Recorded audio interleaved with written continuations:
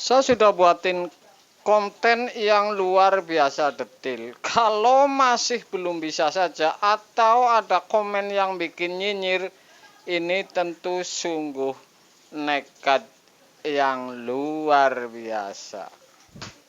Sungguh nekat ini kalau masih nyinyir ya. Oke guys, ketemu lagi tentu dengan Jack Volta lagi ini. Saya tentu lagi di Hotel Anugrah. Tentu saya berhadapan lagi dengan yang namanya kulkas sap 2 pintu di ruangan bawah sampai ada semut dan kecoa. Sebenarnya apa yang terjadi nih kalau kasus-kasus seperti ini di kulkas 2 pintu kemudian ini sap. Anda akan saksikan videonya kemudian Anda teliti ini.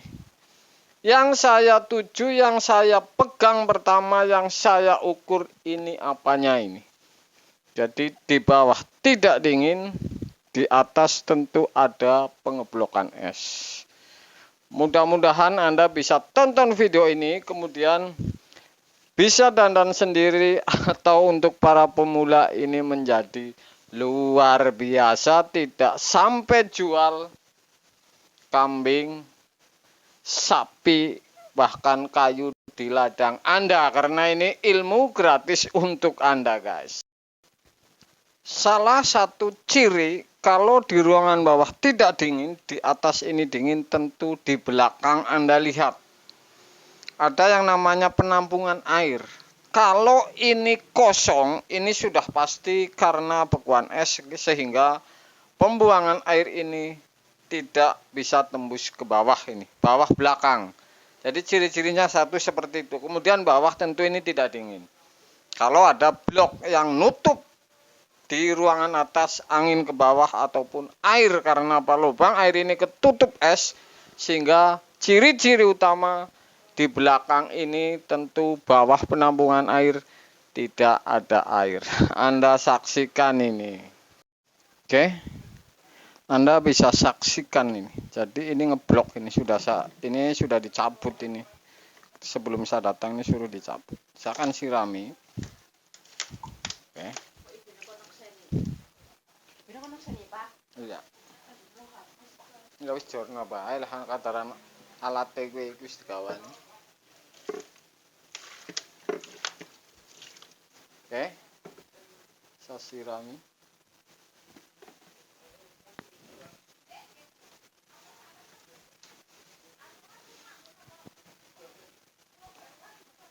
Tuh, kepengen Anda lihat banjirnya ini karena lubang pembuangan rapat karena es, makanya nih airnya ini turunnya dari lubang ini ya. Saya akan buka ini. Anda bisa lihat kalau sap yang seperti ini. Saya copot casingnya. Ini yang namanya bisa air ini dari atas ini. Tuh kecoa. Ini bisa ditiup ini yang ke bawah. Buset, buset. Jadi air ini keluarnya di sini. Jadi kalau rapat gampang.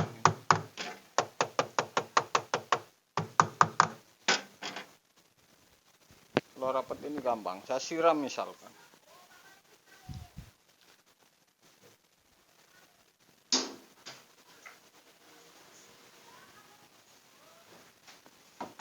Saya akan siram.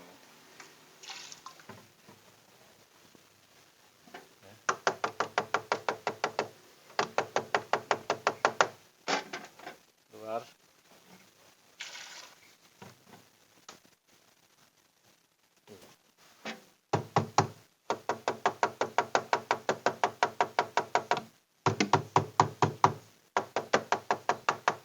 Ini kulkas sap. Ini lebih gampang.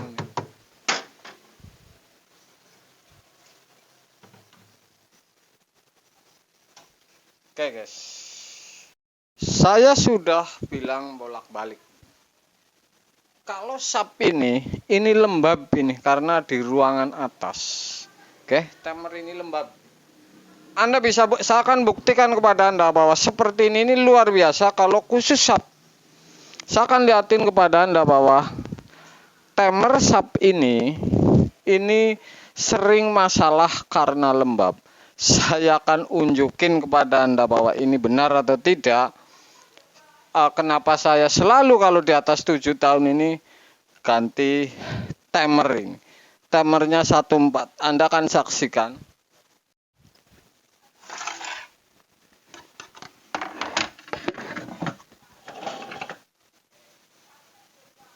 Ini timernya sebelah kanan ruangan ini.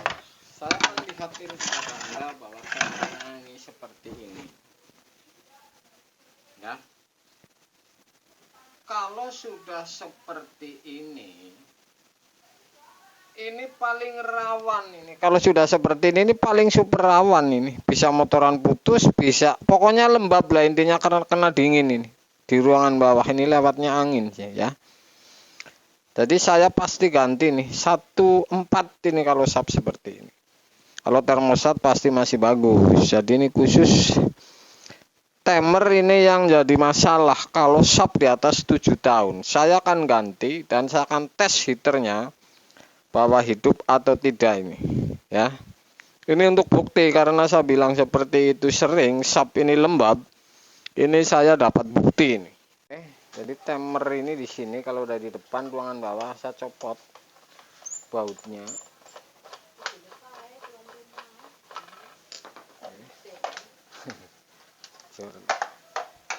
Ini ya super ini. Memang ini lembab ini. Karena di bawah sehingga ini lembab.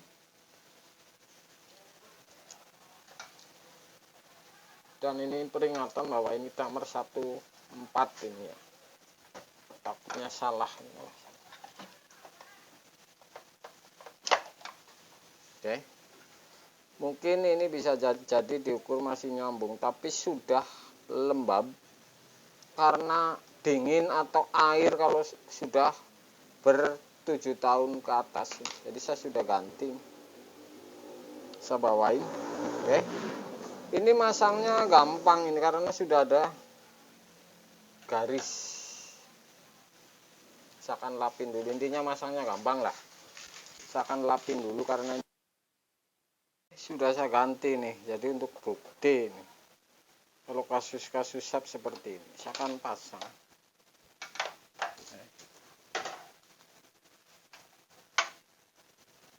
Bisa kasih tahu lagi caranya nih. Kalau di dalam busa ini ada air yang gelembung, Anda coblosin aja, nggak urus punya orang ini. Ntar nyetrum bahaya. Tuh.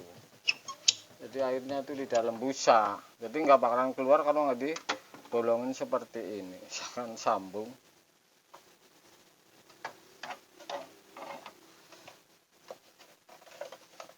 Ini soket tinggal pasang ya.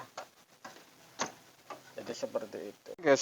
Saya hanya potong defrost ya. Kemudian dua kabel ini pink dengan biru saya gabungin. Jadi kalau ngetes heater ini sebenarnya tidak usah banyak gaya, tentunya hanya dua cukup. Kabel kelupas gabungin bekas defrost. Kalau tang ampere ini gampang, mau dicatok di heater, mau di fuse maupun di defrost ini sama ini. Hidup tidaknya. Kemudian saya akan colokin apakah timer ini posisi heater atau belum. Ini masalahnya belum saya putar. Oke. Ini baut lepas. Saya akan putar posisi heater.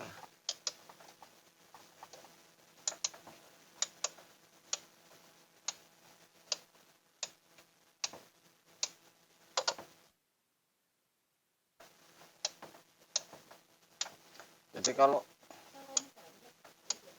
orang adem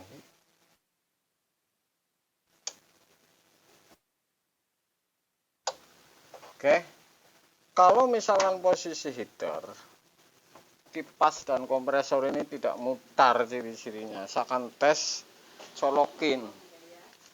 Saya akan colokin tang ampere jalan atau tidak.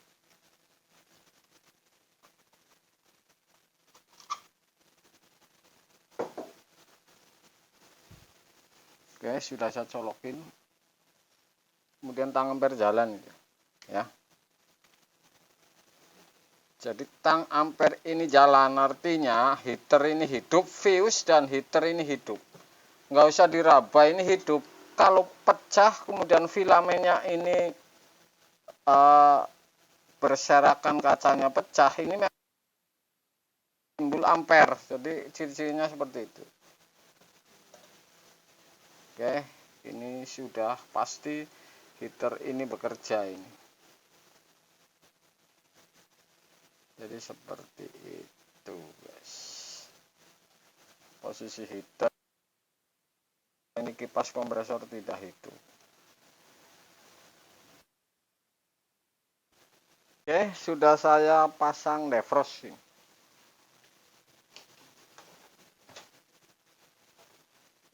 Ini posisi heater, makanya saya posisi heater ini, kalau defrost ini tidak nyambung nggak bakalan heater ini hidup. Jadi seperti itu. Kalau tidak percaya saya akan buktikan ya. Wis iki.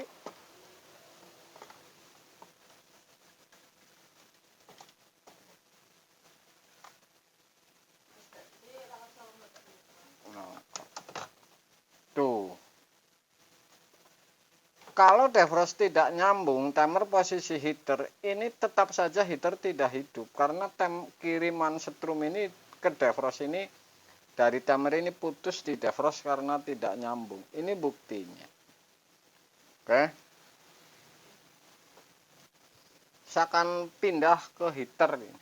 Pindah ke kompresor.